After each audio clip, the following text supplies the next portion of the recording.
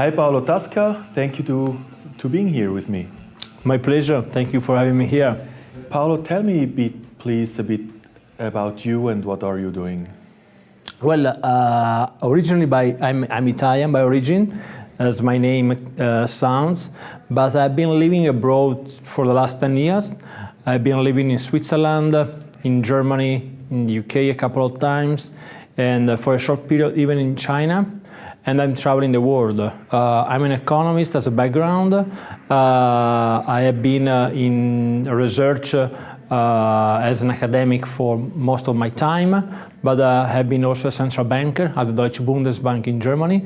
I did created and led the research team on peer-to-peer financial systems at the Deutsche Bundesbank back to 2012, and then after that experience for 2.5 years, I decided to go back to the academia, and I did found the Center for Blockchain Technologies at the University College London, where I am now in London, and I'm leading the center at the moment.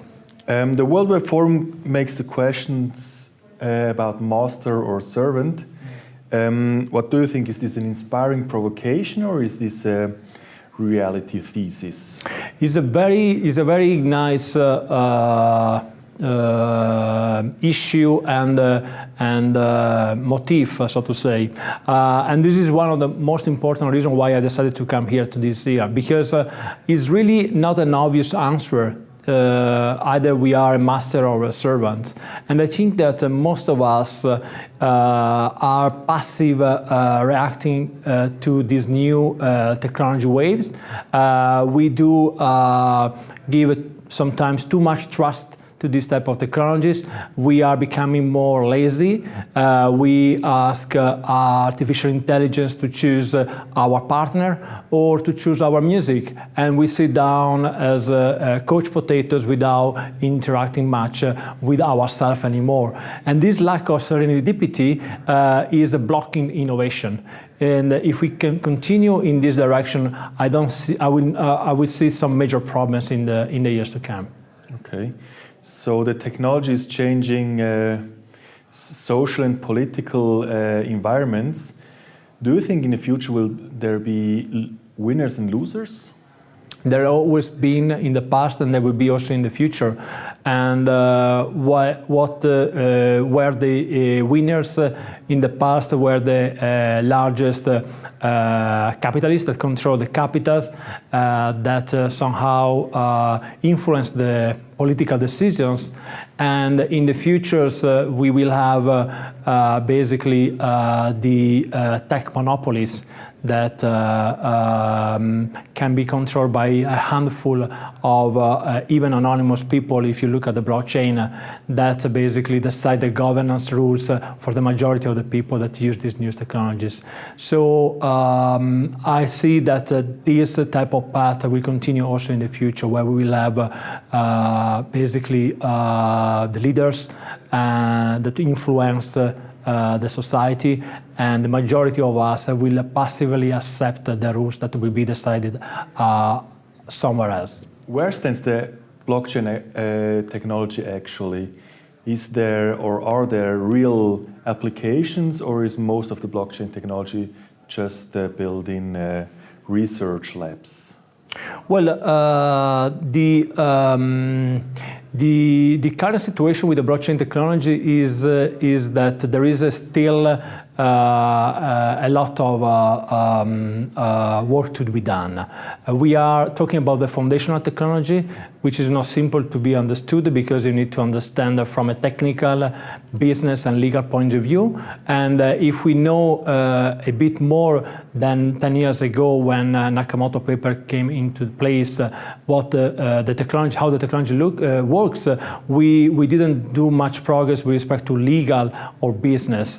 So we don't really know how to handle data privacy, the right to be forgotten, or any other store of information in a distributed fashion.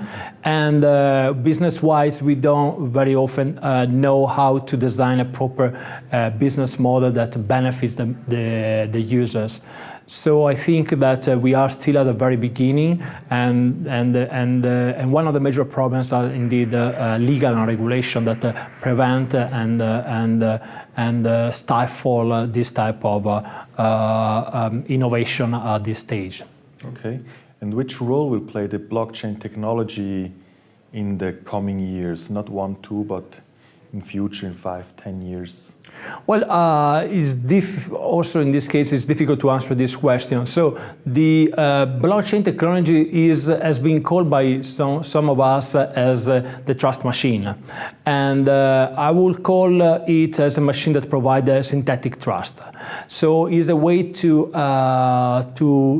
allow anonymous people to achieve consensus, although despite the fact they don't like each other, or despite the fact they don't know each other, but still they can achieve a consensus and move on in their relationships. Blockchain basically is a surrogate for this trust, and like AI is a surrogate for our brain.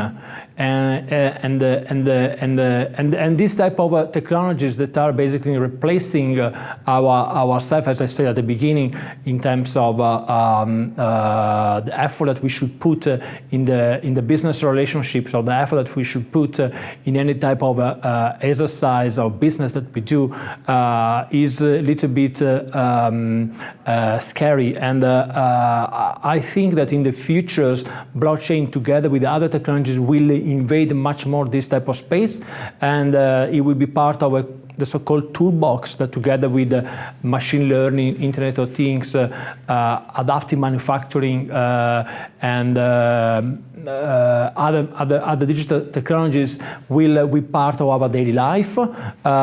And the only things that I would like to point on this is that we should be aware that we should always keep control of these technologies, and not the technologies keeping control of our life. Otherwise, we are not basically we lose basically the principles of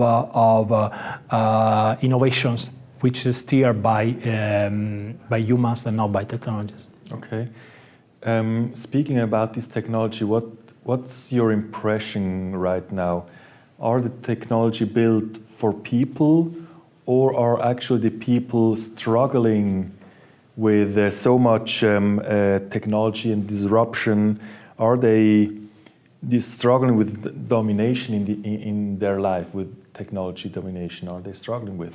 Well, let's say that still a large portion of our population in the world doesn't still have access to internet, and the few that have access to internet doesn't use internet on a daily basis. And those that provide the platforms in these platform business models or platform economy that we are living in are basically the tech giants that are that have the power, that have the authority, and are delegated by us to control, to provide this type of services, and somehow to control us.